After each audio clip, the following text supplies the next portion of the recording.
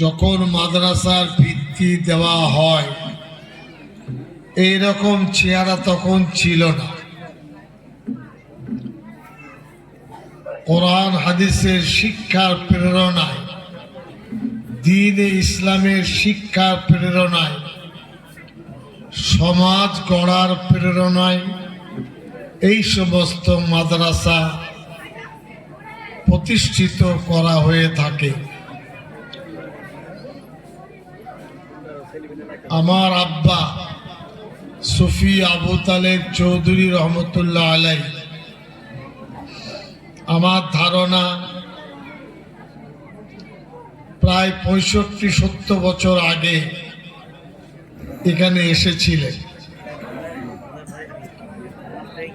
মাদ্রাসা প্রতিষ্ঠাতা মরহুম আনসার আলী সাহেব,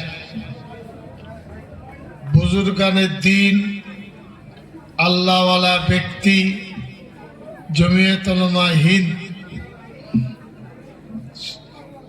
এবং সংগঠনের সাথে তার সম্পর্ক ছিল সুমধুর।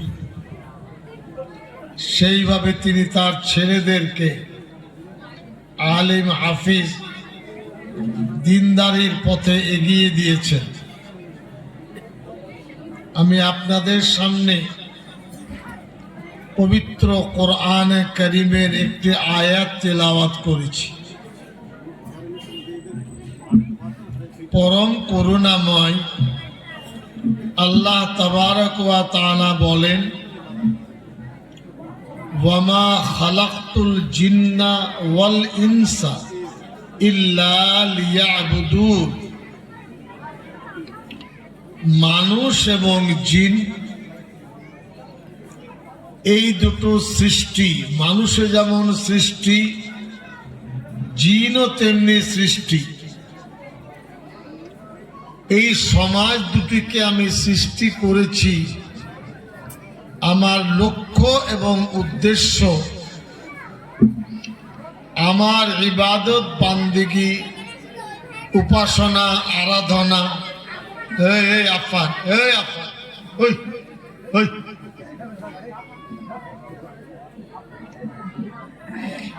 আমার উপাসনা, আরাধনা, ইবাদত, বান্দিগি করবে। আমরা যারা আছি সবাই বুদ্ধিমান। আক্ষরিক দিক দিয়ে লেখাপড়া শিখলে ধরনটা আলাদা হয়, কিন্তু যারা লেখাপড়া শিখেননি তারা যে বোকা তা নয়, অনেক বুদ্ধি তাদের। একটা চাষের জমিতে কি করে ফলন হবে যারা লেখাপড়া করেছে সে কিন্তু বলতে পারবে না। তাদের বুদ্ধি বলে দেবে যে এই জমিতে 3 বার ফসল কত করে পাবো, বছরে কত লাভ হবে। তার যদি শিক্ষা না থাকে, বুদ্ধি না থাকে, তো জমিটা উর্বর করে ফসল কি করে ফলান? একটা পুকুরে কোন মাছ ফেললে কেমন বাড়বে, কোন খাদ্য তাকে লাগবে, আম গাছের ফলন কেমন হবে, কাঁঠাল কাঠ কি করে আরো পাকাপুক্ত হবে। এর মানে দাঁড়ালো আক্ষরিকভাবে লেখাপড়া আমরা যারা করি তাদের চিন্তা ভাবনা, ধরন ধারণটা আলাদা, কিন্তু গ্রামে থাকলেই যে সব বোকা তা নয়। এই মানুষজন তো নিজের ছেলেকে লেখাপড়ে করে ডাক্তার, ইঞ্জিনিয়ার, অনেক কিছু করছেন ছেলে মেয়েদের। বাবা মা, আব্বা আম্মা, দাদা দাদি এদের বিচার বুদ্ধি আছে বলেই বাড়ি থেকে সেই লেখাপড়ার স্রোত বইছে বা চলছে। আমরা সবাই মানি এবং জানি আল্লাহ তাবারক ওয়া তাআলা আমাদের স্রষ্টা, প্রতিপালক। আমরা কেউ দুনিয়াতে আল্লাহর কাছে ফরমাস করে আপনার দরখাস্ত করে দুনিয়ায় আসেন। আল্লাহর সদিচ্ছা, তার অনুগ্রহ এবং অনুকম্পা, তার করুণার ভিত্তিতে আমরা এই পৃথিবীতে উপস্থিত হয়েছি। এটা মাথায় রাখবেন। ইসলামী পরিভাষায় আল্লাহ রব্বুল আলামিন এই শব্দটি আল্লাহর দেওয়া, আমাদের প্রতিপালক, আমাদের স্রষ্টা, আমাদের খালিক এবং মালিক। কেউ হয়তো গড বলছেন, কেউ হয়তো ভগবান বলছেন। যাকে জিজ্ঞাসা করবেন সকলে বলবেন উপরওয়ালা একজন আছে। যে কেউ, মূর্খ থেকে মূর্খ, খুব বিপদে পড়লে বাড়িতে বসে দুটো হাত তুলে মনে মনে বলে, ওগো উপরওয়ালা, এই বিপদটা তুমি কাটিয়ে দাও। সে কথা আমরা শুনতে পাই না। উপরে যিনি আছেন তিনি শুনতে পান, আর যিনি আর্তনাদ করছেন তিনি শুনতে পান। হাসপাতালের মুমূর্ষু রোগী উপরওয়ালাকে বলে, একটু উদ্ধার করে দাও। হ্যাঁ, খাদ্যের সংকট হলে একটু আমার দিকে তাকিয়ে দেখো, আমি দুমুঠো করে খেতে পাই। এই যে বিশ্বাস, এই যে আস্থা, এই যে মনের ভাবনা আল্লাহর প্রতি, ঈশ্বরের প্রতি প্রত্যেকের আছে। কেউ অস্বীকার পৃথিবীতে করে না। কিছু সংখ্যক মানুষ যারা নাস্তিকতার প্রতি বিশ্বাসী, তারা এগুলো আপনার চিন্তা ভাবনার বাইরে রাখে। তো করুণাময় আল্লাহ রব্বুল আলামিন, তার প্রেরিত কিতাব হলো কোরআনে কারীম। 6666টি আয়াত আছে এই কোরআনে কারীমে। আমাদের জন্য আল্লাহ বলেছেন যে আমি তোমাদের পৃথিবীতে পাঠিয়েছি কেন। এই লাউড স্পিকার পয়সা দিয়ে এনেছেন, কিন্তু ওই মাইক ম্যান যেমন চালাবেন তেমনি এই মাইকটি আওয়াজ দেবে। পয়সা আপনার, কিন্তু তদবির করবে কে? Mic man. আপনি উল্টো পাল্টা করলে এই মাইকটি কিন্তু আওয়াজ দেবে না। জেনারেটর ভাড়া করেছেন, ইলেকট্রিসিটি ব্যবহার করছেন, লাইট দিচ্ছে, অন্ধকারকে সরিয়ে দিচ্ছে, কিন্তু এর পদ্ধতিগতভাবে যিনি লাইট ম্যান বা ইলেকট্রিসিটি সম্পর্কে জ্ঞান আছে তিনি লাইটটি পরিচালনা করবেন। এই উদাহরণ দেওয়ার লক্ষ্য হলো যে প্রত্যেকটি কাজের জন্য সুনির্দিষ্ট লক্ষ্য উদ্দেশ্য আছে। হাঁটতে শুরু করলেন, কোথায় যাবেন? বাগদা যাব, তারপরে যাব বনগাঁ, যাব কলকাতা। কেন? ডাক্তার, ব্যবসা বাণিজ্য, কোনো কাজ। তো বোঝা যাচ্ছে যে প্রত্যেকটি কাজের একটা লক্ষ্য উদ্দেশ্য আছে। আমাদেরকে আল্লাহ জীব জন্তু সৃষ্টি করেননি, মানুষ হিসাবে সৃষ্টি করেছেন। তাই লক্ষ্য উদ্দেশ্যের বিষয়ে আমাদের সজাগ এবং সতর্ক থাকতে হবে। আল্লাহ কি চাইছেন, কি চেয়েছেন? ইবাদত বান্দেগীর মূল বিষয় হলো ঈমান। এক আল্লাহর প্রতি ঈমান, দ্বিতীয় কোনো শরীক বা অংশীদার নেই, এটা প্রথম।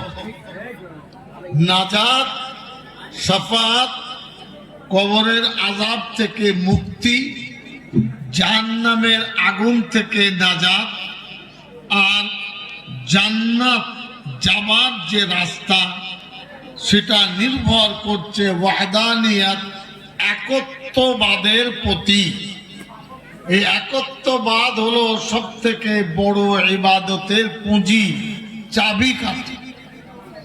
দ্বিতীয় হলো নামাজ, 5 ওয়াক্তের নামাজ ফরজ আইন। যে বাড়িতে নামাজ নেই সে বাড়িতে বরকত নেই। সাবালক সাবালিকা, পুরুষ নারী, নামাজ হলো অনিবার্য। ছেলে মেয়েদের জন্য তাদের কাছে নিয়ে মায়েদের কর্তব্য, যখন নামাজ পড়বেন পাশে তাকে বসিয়ে নেবেন। মায়ের দেখা দেখি ওই ছেলেটাও রুকু সিজদা, ওই মেয়েটি রুকু সিজদা করতে শিখবে, আল্লাহ বলা শিখবে, আলহামদুলিল্লাহ বলা শিখবে। এটা মায়ের আব্বার কর্তব্য। নামাজ হলো জান্নাতের চাবি। আসসালাতু মিফতাহুল জান্নাহ, হাদিস শরীফে আছে। জান্নাতের দরজা খুলবে নামাজের চাবিকাঠি দিয়ে। আমি অল্প অল্প কথা বলে বাকি কথা বলতে চাইছি। রমজানের রোজা আর 2 মাস আছে, হয়তো 2 দিন কম। ফেব্রুয়ারি মাসের 3য় সপ্তাহে রমজানের রোজা। রমজানের রোজা হলো মুমিন মুসলমানের জন্য, সাবালক সাবালিকার জন্য অপরিহার্য। প্রতি বছর রোজাদারদের সংখ্যা বাড়ে। অনেকেই ভালো ভালো খাবার খেয়ে রোজা রাখে। অনেক দুঃখিনী গরিব মা বোন আছেন, ভাই আছেন, রোজা তারা ছাড়তে পারেন না। as-sawmu junnah, হাদিস শরীফে আছে। রমজানের রোজা হলো জাহান্নামের জন্য ঢাল। ঢাল থাকলে মুখে যেমন আঘাত লাগে না, পুলিশ যেমন গোলমালের সময় ওই বেতের একটা কিছু আনে বা লোহা, যাতে ইট পাটকেল ছুড়লে মুখে লাগে না, ওই জাহান্নামের কাছে এই রোজা হলো ঢাল। জাহান্নামের আগুনকে আটকে দেয় রমজানের রোজা।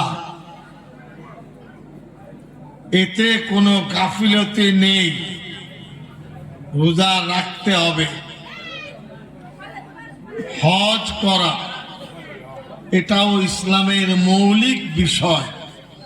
আল্লাহ যাদের সহায় সঙ্গতি দিয়েছেন, বাড়িতে হজ করার সময় আর্থিকভাবে সচ্ছলতা থাকবে এবং হজ করার মতন খরচ তিনি বরদাস্ত ব্যয় করতে পারবেন। হজ হলো আল্লাহর পক্ষ থেকে ধনী ব্যক্তিদের জন্য ফরজ। চেয়ে মেঘে ধার করে দেনা করে হজ করার হুকুম কোরআন হাদিসে নেই। যারা হজ করেন, যারা উমরা হজ করেন, কাবা শরীফকে দেখলে যে দোয়া করা যায় সেই দোয়া আল্লাহ কবুল করে। এত তার ম্যাগনেট। এখানে গ্রামের মসজিদে নামাজ পড়েন, কলকাতায় নামাজ পড়েন, এখানেও নামাজ পড়েছেন। জামাতে নামাজ পড়লে 27 গুণ সওয়াব পাওয়া যায়। আর আল্লাহর পবিত্র কাবা ঘরে নামাজ পড়লে 1 লক্ষ গুণ সওয়াব পাওয়া যায়। গ্রামে পেলেন 27 টাকা, আর কাবা শরীফে 1 লক্ষ গুণ। এবং যারা হজ উমরা করে আল্লাহ রব্বুল আলামিন তাদের গুনাহ খাতাকে মাফ করে দেন। বাচ্চা যেমন নিষ্পাপ হয়, হজ উমরা করলে রব্বে করিম তাদের প্রতি গুনাহ খাতাকে মাফ করে তাদেরকে সেইভাবে পবিত্র করে দেয়। মদিনা শরীফে আমাদের দয়ার নবী আরাম করছেন। এই সাহেব, কালমালা খাবার ইচ্ছা আছে তো নবীজি সাল্লাল্লাহু আলাইহি ওয়াসাল্লাম মদিনা তাইয়্যিবায় আছেন। নবীজির দরবারে অর্থাৎ মদিনা শরীফে নবীজি সাল্লাল্লাহু আলাইহি সাল্লামের রওজায়ে আতহারে পবিত্র কবরে যারা সালাম দরুদ পড়েন, আসসালাতু ওয়াসসালামু আলাইকা ইয়া রাসূলুল্লাহ ইয়া হাবিবাল্লাহ ইয়া খায়রা খালকিল্লাহ, হাদিস শরীফে আছে নবীজি সাল্লাল্লাহু আলাইহি সাল্লাম বলেন, আমি তাদের ওই সালাম শুনি এবং তাদের উত্তর দিই। এটা শোনাচ্ছি বাক্সা বাগদার মানুষদের। এরা হজ উমরা করতে চাই না, হুজুর আর একটা এক বিঘে জমি এটা দোয়া করুন কিনে নিই, তারপরে দেখব, আর একটা বাড়ি করে নিই।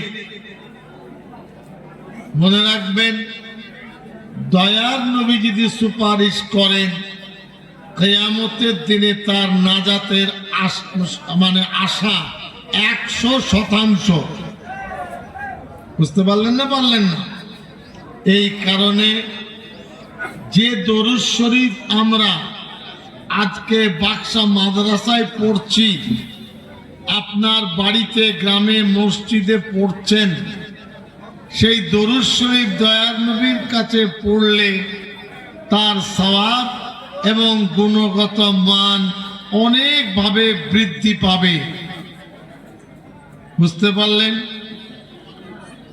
যাকাত, আল্লাহ রাব্বুল আলামিন যাদের সোনা চাঁদি টাকা পয়সা ব্যবসার জন্য দিয়েছেন, আলেমদের কাছে জেনে নেবেন এই সম্পদের যাকাত দিতে হবে শতকরা 2.5 টাকা হিসাবে। যে অলংকারের যাকাত দেওয়া হয় না, কিয়ামতের দিনে জাহান্নামের আগুনে লাল করে তাতিয়ে তার শরীরে ছ্যাঁকা দেওয়া হবে।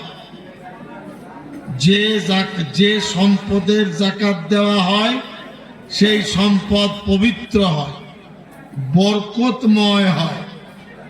এই কারণে ঈমান, নামাজ, রোজা, হজ, যাকাত এটা হলো ইসলাম ধর্মের মৌলিক খুঁটি। এখানে দাঁড়িয়ে আছে। এই খুঁটি যত মজবুত হবে, দ্বীন ইসলাম তত মজবুত হবে। এই মাদ্রাসার প্রয়োজন কেন? ইসলামের শিক্ষা ব্যবস্থা বিডিও অফিসে নেই। আমি একটা দল করি, দলীয় অফিসে নেই। বাজারে যাবেন দোকান করতে, দোকানদানি বেচা কেনা করতে, ওখানে ইসলামী শিক্ষা নেই। নাগল চালাবেন কি ট্রাক্টর চালাবেন, ইসলামী শিক্ষা সেখানে নেই। হোটেলে দুটো খাবেন, মিষ্টির দোকানে মিষ্টি খাবার কিনবেন, ইসলামী শিক্ষা সেখানে নেই। ইসলামী শিক্ষার একমাত্র ব্যবস্থাপনা হলো মাদ্রাসা। মাদ্রাসা না থাকলে ইসলাম ধর্মের প্রদীপ নিভে যাবে। এই প্রদীপটা জ্বালিয়ে রাখার জন্য মাদ্রাসার দরকার। আগে দেখেছেন ওই সরষের তেলের ছোট ছোট বাতি থাকতো, দীপদীপি, কেরোসিন তেল দিয়ে জ্বলতো, বা সরষের তেলে তেল দিলে ওই বাতিটা জ্বলবে। ঠিক তেমনি দ্বীন ইসলামকে বাঁচিয়ে রাখতে হলে মাদ্রাসার প্রদীপ দিয়ে শিক্ষা প্রতিষ্ঠানকে বাঁচিয়ে রাখতে হবে। অর্থ দিয়ে, সমর্থ দিয়ে, দোয়া দিয়ে এই প্রদীপটাকে আরো পুনর্জীবিত করতে হবে। এখানে বহু গ্রাম আছে, আপনারা নিজের ছেলেদেরকে কোরআন হাদিসের শিক্ষা দিন। গ্রামে যদি আলেম না থাকে, পথ দেখাবে কে? জানাজার নামাজে পড়াবে কে? হারাম হালালের শিক্ষা দেবে কে? পাকি না পাকির শিক্ষা কে বলে দেবে? সমস্ত কিছু নির্ভর করছে এই প্রতিষ্ঠানে। আমরা পশ্চিম বাংলা 1150 মাদ্রাসা দেখভাল করি। আমাদের সংগঠনের সঙ্গে যুক্ত এই বাক্সা আশরাফুল উলুম, তার মধ্যে একটা 1,65,000 ছেলে ওই আলিপুর দুয়ার থেকে সাগরদ্বীপ, বরাকর থেকে সুন্দরবন, পশ্চিম বাংলা বিস্তীর্ণ যত দর্শে নিজামি মাদ্রাসা আছে, কেউ কেউ খারিজি বলেন, খারিজি মাদ্রাসা নয়, দর্শে নিজামির সূত্রের মাদ্রাসা। ওই 1,65,000 ছেলেরা আলেম হয়, হাফিজ হয়, কারি হয়, মসজিদের ইমাম হয়। এই প্রোডাকশন, উৎপাদন মাদ্রাসা করে থাকে এবং আল্লাহওয়ালা মানুষ এখানে তৈরি হয়। হারাম হালালের শিক্ষা এই মাদ্রাসায় দেওয়া হয়। এবার আমি আর কিছু সময় নেব, 10-12 মিনিট। কোরআন হাদিসে নামাজ রোজার যেমন শিক্ষা আছে, তেমনি প্রতিবেশীর সাথে ভালো ব্যবহার করতে হবে। আমি জানি বাক্সা যে মাদ্রাসায় বসে আছি, এলাকায় চতুর্দিকে বাংলাদেশ থেকে আগত নবশূদ্র ভাইদের বসবাস, মতুয়া ভাইদের বসবাস। কোন সময় সরকার বা মুসলমান ভাইয়েরা এই সংঘাত সংঘর্ষ তারা কিন্তু করেন না, কোনোদিন নয়। আমি 30-35 বছর ধরে এখানে আসছি। আমরা একে অপরের ভালোবাসা মেনে নিয়েছি। মুসলমান যেমন প্রতিবেশীকে ভালোবাসে, তেমনি আরেকজন প্রতিবেশী মাদ্রাসাকে ভালোবাসবে। কোন মাদ্রাসা হিন্দু ভাইদের শত্রুতার জন্য নয়, মতুয়া ভাইদের শত্রুতার জন্য মাদ্রাসা প্রতিষ্ঠিত নয়। মাদ্রাসা লেখাপড়ার জন্য, ভালোবাসার জন্য, ভ্রাতৃত্ব বন্ধনকে প্রতিষ্ঠিত করার জন্য, অন্যায় অবিচারকে দূরে সরিয়ে রাখার জন্য, বিধবা অনাথ তাদের মাথায় হাত রেখে তাদের উপকার এবং কল্যাণ সাধন, এটা হলো মাদ্রাসার কাজ। অনেকে টারা বেকা চোখে দেখেন, এসব কাজ করবেন না। মাদ্রাসা আছে মানে আল্লাহর করুণা বর্ষিত হয়। মাদ্রাসা থাকার অর্থ বালা মুসিবত দূর হয়। ওই যে মসজিদে আযান দেয়, হাইয়া আলাস সালাহ, হাইয়া আলাল ফালাহ, আল্লাহু আকবার। আল্লাহ শুধু আমাদের, আল্লাহ আমাদের একা নন, আল্লাহ সমস্ত পৃথিবীর যাবতীয় মানব সমাজে। ওই আল্লাহ রাব্বুল আলামিন সূর্যেরও তিনি, নক্ষত্রেরও তিনি, নদ নদী পাহাড় পর্বত গাছপালা বৃক্ষ পশু পাখি সবারই আল্লাহ। আমাকে যেমন সৃষ্টি করেছেন, আপনাকে আমাদেরকে যেমন সৃষ্টি করেছেন। সূর্য আল্লাহর সৃষ্টি, চন্দ্র আল্লাহর সৃষ্টি, নদ নদী আল্লাহর সৃষ্টি, এই মাটি আল্লাহর সৃষ্টি।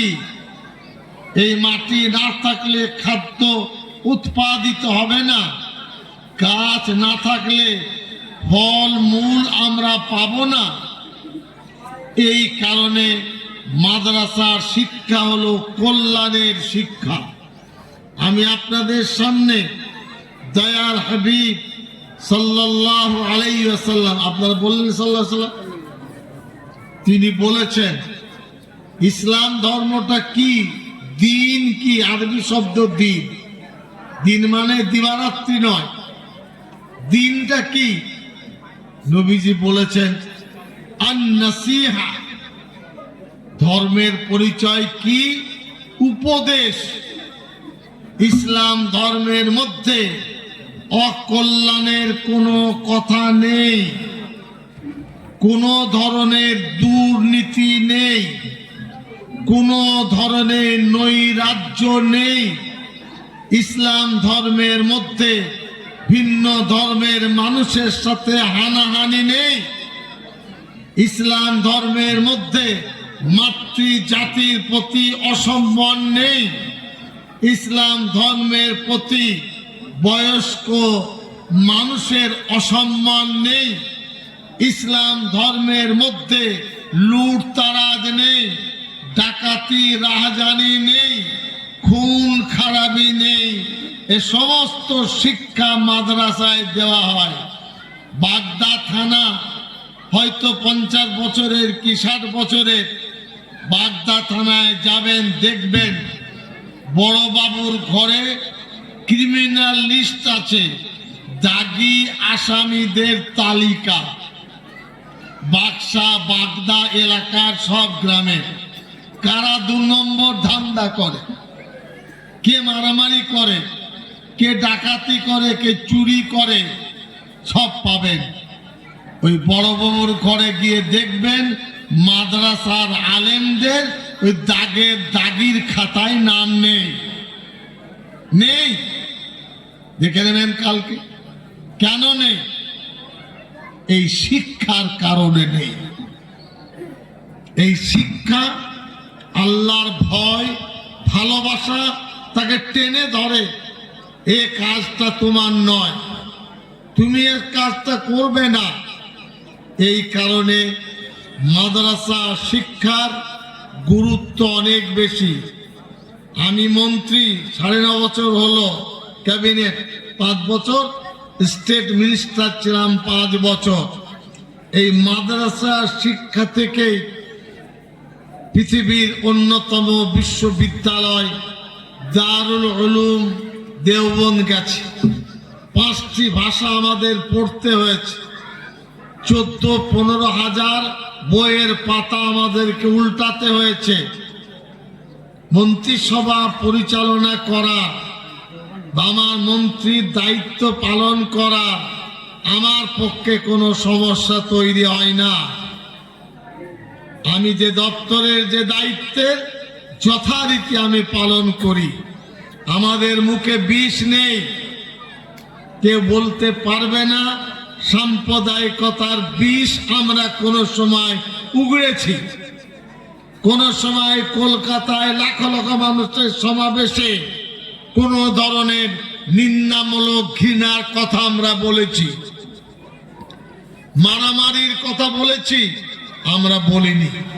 কারণ আমরা ওই শিক্ষা পেয়েছি, ভালোবাসার শিক্ষা, মূল্যবোধের শিক্ষা, ভ্রাতৃত্ব বন্ধনের শিক্ষা, একে অপরকে মেনে চলার শিক্ষা। এখনো যারা ঝগড়া করেন, মুসলমানের মধ্যে বিদ্বেষ তৈরি করেন, কতদিন করবেন? কি লাভ হবে? কি করতে পারবেন? কিছুই করতে পারবেন। কেউ মনে করবেন না যে মুসলমানকে তাড়িয়ে দেব, আর মুসলমান নিশ্চিত ভাবে হিন্দু ভাইদেরকে তাড়ানোর জায়গা নেই। আমার ভাবনার কথা বলছি। এই ধর্মীয় সভায় অমুসলিম হিন্দু ভাইরা সংখ্যায় বেশি। আমি মনে করি তারা আমাদের দাদা। মুসলমান সংখ্যায় কম, তারা হলেন ওদের ভাই। দাদার শরীর খারাপ হলে ভাই ঘুমোতে পারে না। খাদ্য, ঔষধ, ফল মূল সবসময় দাঁড়িয়ে, দাদা তুমি ভালো হয়ে যাও, আমি তোমার কাছে আছি। আর ছোট ভাই সে অসুস্থ হলে দাদা তার জন্য মরিয়া হয়ে যথাসাধ্য খরচ করে চিকিৎসা করায় যে আমার ভাইটা যেন ভালো হয়ে যায়। এটাই হলো হিন্দু মুসলমানের সম্পর্ক। যারা এই সম্পর্ক খারাপ করতে চায়